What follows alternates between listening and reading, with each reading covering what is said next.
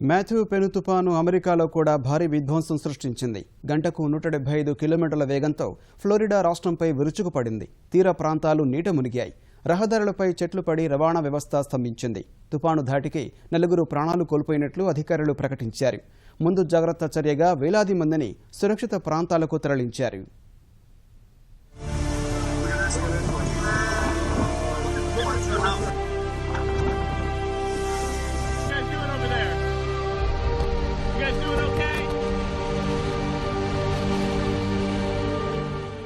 Haiti, Cuba, Bahamas, Dominican republic లో మారణహోమం సృష్టించిన Matthew పెను తుఫాను అమెరికాలోని ఫ్లోరిడా రాష్ట్రాన్ని కూడా వణికించింది. తీర ప్రాంత నగరాల్లో బీభత్సం సృష్టించింది. పెనుగాలులు, భారీ వర్షాల ధాటికి Saint Augustine, Savannah, Georgia, Charleston, Carolina నగరాల్లో తీవ్ర నష్టం వాటిల్లింది.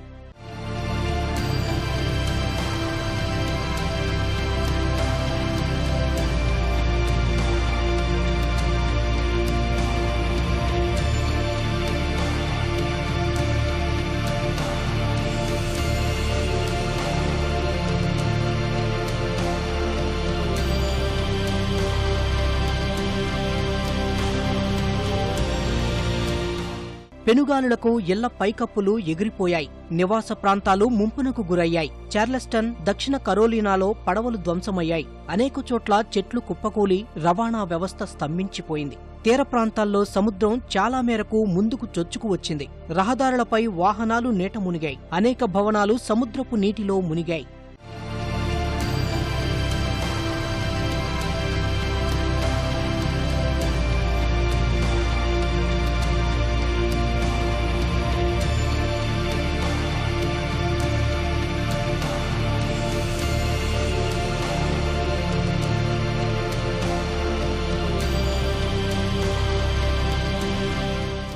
ఫ్లోరిడా రాష్ట్రంలోని సెయింట్ అగస్టిన్ నగరంలో వీధులన్నీ సముద్రాన్ని తలపించాయి. ప్రజలు ఇళ్లను వదిలి బయటకు రావద్దని అధికారులు ఆదేశాలు జారీ చేశారు. 6 అడుగుల ఎత్తు వరకు అలలు ఎగిసిపడ్డాయి.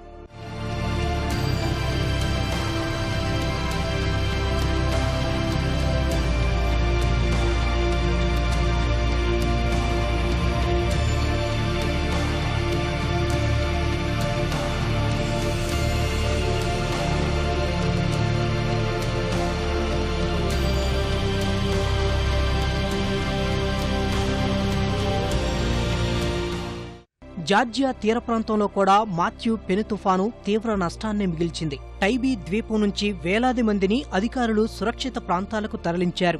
గంటకు 115 మైళ్ల వేగంతో గాలులు వీచాయి. హోర్డింగులు కొట్టుకుపోయాయి. వృక్షాలు రహదారులకు అడ్డంగా పడి వాహన రాకపోకలకు అంతరాయం కలిగింది. సముద్రం ముందుకు చొచ్చుకు వచ్చింది. అధికారులు ముందు జాగ్రత్త చర్యగా అన్ని చర్యలు తీసుకున్నారు.